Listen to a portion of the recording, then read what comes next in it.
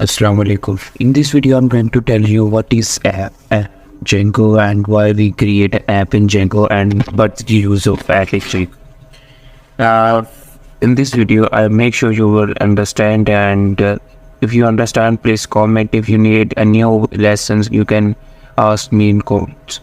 First of all, I'm going to create an app. To create an app in Django, we have to move to the folder to our project, and the project we have to move to our manage.py folder, where the manage.py folder manage.py file is placed in that folder.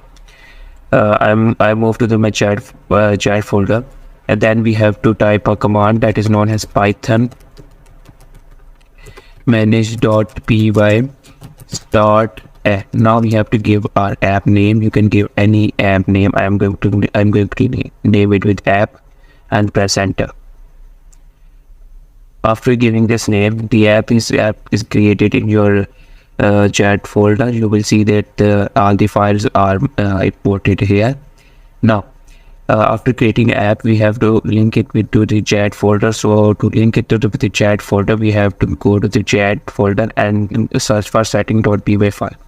Open setting.py file. You will see this installed app. You will see this installed app list. You have to add your app into this list. In this list, all the built-in app are installed. We have to add our external app that we have created. To add it, we have to use a code and type there our app name, that is app, and make sure to save it.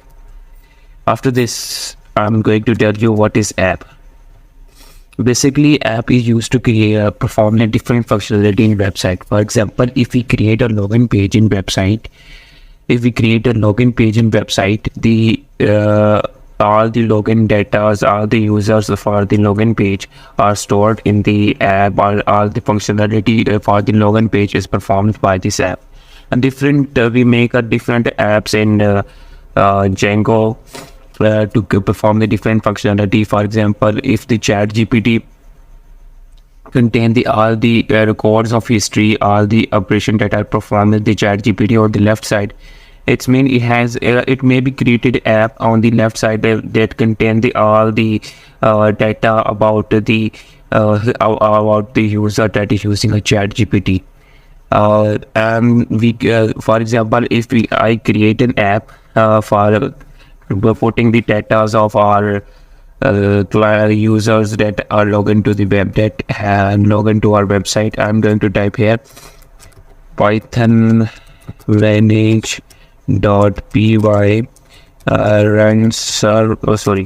manage.py and start app, and I'm going to name it app1.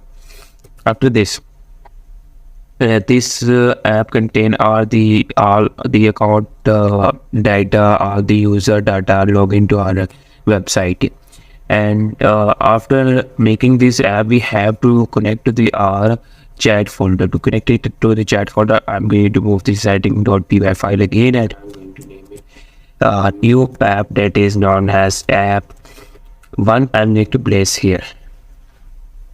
Then after this, we have I'm going to tell you what these files are for this app. Okay, now we start from init init.py file. This is used to perform the functions with the inner files, and admin.py files.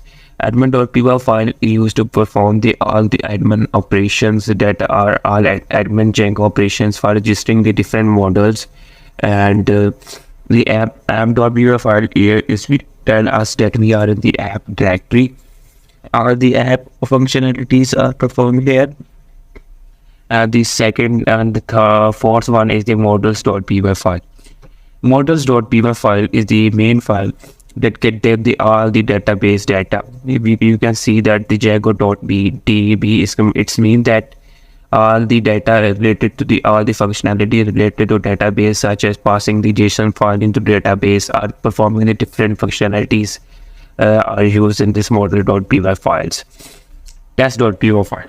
Test.py file is used to this file is used to perform all the test all the app functionalities in this stats.py files. Views.py file. What is views.py file? Views.py file is a file that you use to perform all the logical operations in the app. Basically, apps are the very important features, and the best feature that I like in this app is that it can be reusable. For example, if you created an app for one project, you can use this app on the another object, in other object or on another project. For example, if you created a data for the login users and you want to use same data for the other website, you can simply copy this directly and paste to the other Django project. It can be reused. This is the basic, and that is the very interesting. I say that is very interesting feature of this Django. And now for this, after this, I'm going to tell you what is migration and what is migrate.